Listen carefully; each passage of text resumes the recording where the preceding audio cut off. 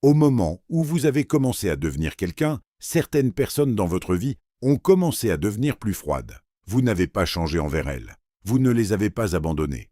Vous ne les avez pas insultées, ni manqué de respect, ni pris quoi que ce soit qui leur appartenait. Vous avez simplement grandi. Vous avez travaillé. Vous avez construit quelque chose. Vous êtes devenu plus discipliné, plus concentré, plus sûr de qui vous étiez et d'une façon inexplicable, cela a suffi à les faire vous haïr. Et la partie la plus déconcertante était qu'ils ne l'ont jamais admis. Ils ont enveloppé leur haine dans de la préoccupation. Ils ont habillé leur ressentiment en conseil. Ils ont appelé leur sabotage de la loyauté. Et vous avez passé des années à essayer de comprendre ce que vous aviez fait de mal, alors que la réponse était quelque chose de bien plus sombre, de bien plus ancien et de bien plus humain que quoi que ce soit que vous auriez pu faire ou défaire. Vous n'avez pas déclenché leur haine en échouant. Vous l'avez déclenchée en réussissant. Schopenhauer regardait le monde sans le réconfort des illusions flatteuses, et ce qu'il voyait était ceci. Les êtres humains ne souffrent pas le plus de la pauvreté, de la maladie, ni même de la perte. Ils souffrent le plus de la comparaison. De la conscience insupportable que quelqu'un d'autre possède, est ou devient ce qu'il croit ne pas pouvoir être. Et dans cette souffrance, quelque chose de laid naît, non pas du chagrin, non pas de la tristesse, mais quelque chose de plus acéré et de plus corrosif.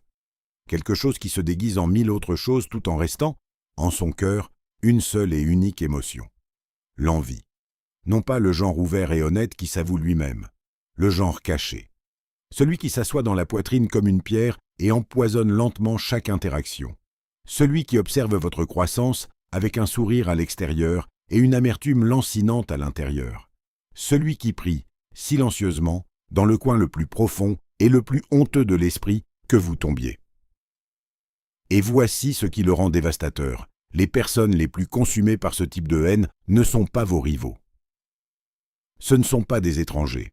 Ce sont les personnes suffisamment proches de votre vie pour la voir se dérouler en temps réel, suffisamment proches pour comparer, suffisamment proches pour sentir l'écart entre là où vous allez et là où elle se trouve, et pour ressentir cet écart comme une insulte personnelle.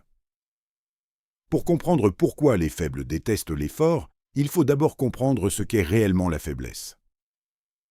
Car elle n'a rien à voir avec les ressources. Rien à voir avec les circonstances. Rien à voir avec ce que la vie vous a donné ou refusé.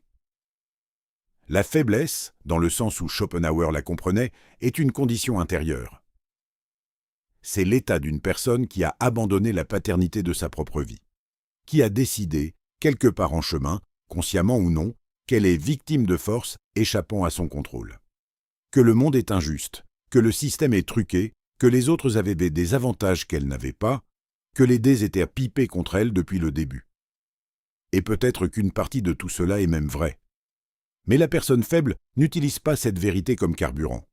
Elle l'utilise comme abri.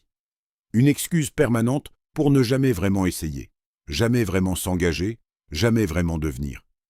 Et puis, et c'est là que ça devient sombre, elle lève les yeux et vous voit. Quelqu'un qui a affronté la difficulté et a choisi différemment. Quelqu'un qui avait toutes les raisons d'abandonner et ne l'a pas fait. Quelqu'un dont la discipline, dont le refus d'être petit, dont l'insistance à construire quelque chose de réel, se dresse comme une preuve vivante, respirante, indéniable, que les excuses sur lesquelles ils avaient construit leur identité n'étaient jamais entièrement vraies. Vous n'êtes pas seulement un succès pour eux, vous êtes un miroir. Et ce que ce miroir leur montre est quelque chose qu'ils ne peuvent pas tolérer de voir. C'est le secret qui explique presque tous les actes de sabotage subtils que vous avez jamais vécus. Chaque compliment empoisonné qui portait juste assez de pique pour laisser une marque. Chaque moment où quelqu'un a répondu à votre bonne nouvelle par un « mais » ou un « fais attention » ou une redirection silencieuse vers toutes les façons dont ça pouvait mal tourner.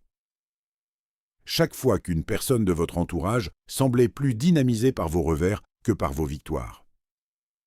Chaque doute murmuré, chaque scepticisme emprunté passait comme une monnaie dans les pièces où vous n'étiez pas. Rien de tout cela ne vous concernait vraiment. Tout cela les concernait eux. Schopenhauer voyait ce mécanisme avec une clarté dévastatrice.